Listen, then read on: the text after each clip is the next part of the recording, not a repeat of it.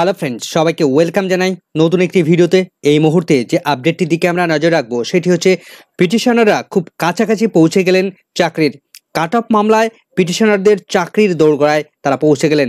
প্রাথমিক টেট 2014 থেকে নিয়োগ হওয়া 2016 সালের নিয়োগে পিটিশনাররা আজ জয়ের সম্মুখীন এসে দাঁড়িয়েছেন।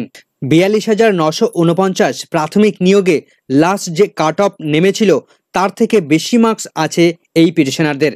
ফলে তারা কলকাতা হাইকোর্টের কাছে চাকরির দাবি করে। হাইকোর্টের ডিভিশন বেঞ্চ একটি কাট অফ মামলায় পিটিশনারদের চাকরির নির্দেশ দিয়েছিলেন।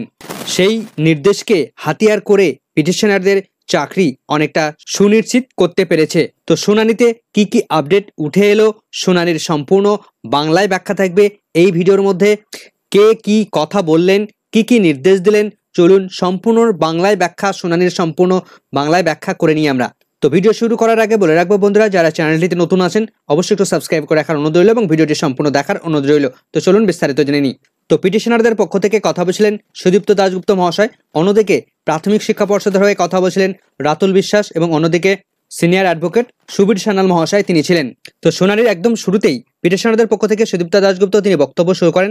তিনি বলেন, মাই লর্ড, এর ইতিমধ্যেই প্রাথমিক শিক্ষা পর্ষদ তারা এই রিট পিটিশনটার মেনটেনেবিলিটি এই পয়েন্টটাকে তারা হাতিয়ার করেছে। Point of the maintainability of writ petition এই পয়েন্টের উপর বেস করে 2017 সালের যে প্রাথমিকের প্যানেল 42,000-এর প্যানেল, সেই প্যানেলটা এক বছরের মধ্যে এক্সপায়ার করে যায়। তো 2017 সালের প্যানেল 2018 সালে এসে এক্সপায়ার করে যায়। তার ফলে পর্ষদের দাবি এই মুহূর্তে আর কোনো কিছু করা সম্ভব নয়। কিন্তু আমি এখানে একটা বিষয় সাবমিশন করতে চাই, একটা জাজমেন্ট সাবমিশন করতে চাই।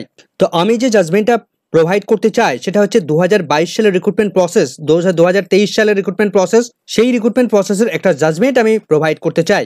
তো সেই জাজমেন্ট মাননীয় বিচারপতি অমৃতা সিনহার এজলাসে তিনি প্রোভাইড করেন।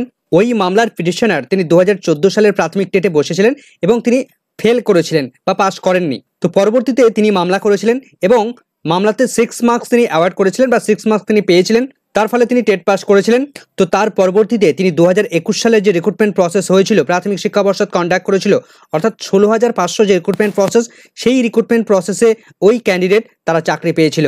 তো কলকাতা হাইকোর্টের নির্দেশে, ডিভিশন বেঞ্চের নির্দেশে সেই সমস্ত পিটিশনারদের 2021 সালের রিক্রুটমেন্ট প্রসেসে তাদেরকে অ্যাপয়েন্টমেন্ট দেওয়ার নির্দেশ দেওয়া হয়েছিল, যে অর্ডারটা এই প্রেজেন্ট মামলার সঙ্গে কমপ্লাই করে। তো বিচারপতি বলেন, এই মামলার পিটিশনার তিনি কখন টেট পাস করেন? তো সুদীপ্ত দাশগুপ্ত বলেন যে এই মামলার পিটিশনার তিনি 2016 রিক্রুটমেন্ট প্রসেসের আগে তখন যে রেজাল্ট প্রকাশ হয়েছিল তখনই তিনি টেট পাস করেছিলেন।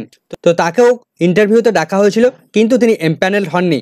কিন্তু এখানে একটা পয়েন্ট যেটা আমি না বললেই নয়, মানে সুদীপ্ত দাশগুপ্ত তিনি বলছেন যে 2017 সালের রিক্রুটমেন্ট প্রসেসের সেই রিক্রুটমেন্ট প্রসেসের প্যানেল পাবলিশ হয় 2022 সালে এসে, এবং তারও পরবর্তীতে 2023 সালের মে মাসে এসে গিয়ে সেই 2016 সালের রিক্রুটমেন্ট প্রসেসের কাট অফ তারা পাবলিশ করে। তো তখন আমি জানতে পারি, অর্থাৎ তখন তারা পিটিশনাররা জানতে পারে যে লাস্ট যে কাট অফ ছিল তার নিজস্ব ক্যাটাগরিতে তার থেকে আমার মামলার পিটিশনার তিনি অনেক বেশি মার্কস পেয়েছেন বা বেশি স্কোর রয়েছে। কিন্তু এই মুহূর্তে এসে প্রাথমিক শিক্ষা পর্ষদ তারা বলছে যে সেই প্যানেল এক্সপায়ার করে গেছে, এই মুহূর্তে আর কোনো রকম সেখানে কোনো কিছু করা সম্ভব নয়। কিন্তু আমি এই মুহূর্তে ডিভিশন বেঞ্চ যে জাজমেন্ট দিয়েছে সেই ডিভিশন বেঞ্চের জাজমেন্টকে সাপোর্ট করে এইখানে এই বিষয়গুলো উত্থাপন করছি। তো ডিভিশন বেঞ্চ যে বিষয়টা তারা জানিয়েছে যে প্যানেল কখনোই সেখানে পাবলিশড হয়নি যথার্থ সময় বা যথার্থ সময় সেখানে প্রিপেয়ার করেনি। তো পর্ষদ যে প্যানেল রেডি করেছে সেটা কখনোই তাদের রুলসকে মেনটেন করেনি। তো সুদীপ্ত দাশগুপ্ত তিনি ডিভিশন বেঞ্চের একটা অর্ডারটাকে তিনি ভালো করে মেন পয়েন্ট পড়ে শোনান এবং মূল বক্তব্যটা তিনি তুলে ধরেন। তো তিনি বলেন যে ডিভিশন বেঞ্চ যে অর্ডারটা দিয়েছে সেই প্যানেল যেটা রেডি হয়েছে সেটা সঠিকভাবে রেডি হয়নি। তো এই ক্যান্ডিডেট তারা বলছে যে আমি হায়ার মার্কস সিকিউর করেছি অথচ আমি অ্যাপয়েন্টমেন্ট পাইনি, অথচ কম মার্কস পেয়েছে এই ক্যান্ডিডেট তারা কিন্তু চাকরি পেয়েছে। তো হাইকোর্টের ডিভিশন বেঞ্চ তিনি অর্ডার দিয়েছেন যে যেহেতু লাস্ট কাট অফের থেকে সেই সমস্ত পিটিশনারদের হায়ার মার্কস রয়েছে তাই তাদের অ্যাপয়েন্টমেন্ট দেওয়ার নির্দেশ সেখানে দিয়েছেন। তো বিচারপতি জাজমেন্টটাকে খুঁটিয়ে দেখার চেষ্টা করেন এবং শেষে বলেন ভেরি ওয়েল।